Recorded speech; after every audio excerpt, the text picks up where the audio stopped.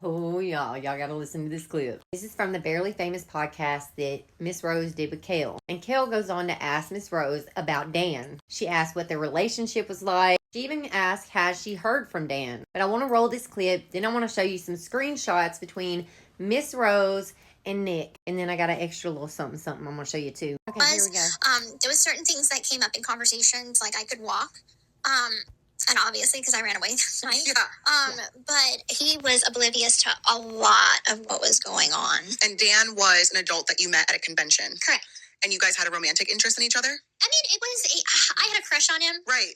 And I think he thought that I was cute, but it wasn't to the point where it was a relationship. Okay. But you guys maybe had a little bit of an interest, a fling. I was like, he's cute. How old? And have you had communications with Dan since? No.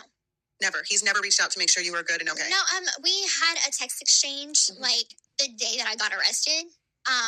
And he had texted me and he's like, everybody says you're missing. Are you okay?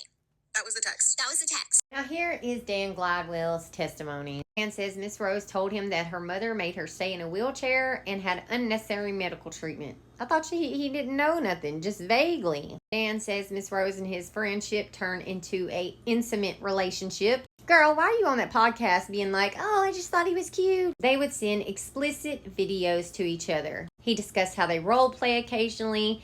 He said he developed the Taste of Power exchange role playing with her. Dan said Miss Rose would send nude photos, dress up in costumes, and use various fictitious names. Sound familiar? His testimony is very different from what Miss Rose said on Kail's podcast. But let's look at these text messages. Just days before they unalived her mother, Miss Rose texted Nick and asked him could she go have intimate relations with someone. She wanted to go do this before they left town. Down here, she tells Nick, I know you're territorial, but I'm being tempted sexually. It really is mind-blowing how she has twisted this story to seem like, oh no, it was nothing. I think she sent that text to Nick talking about, can I meet this guy so she could go see Dan. That's my opinion. But this is all alleged for entertainment purposes only, my opinion, and the rest you heard her say and Dan say. Bye.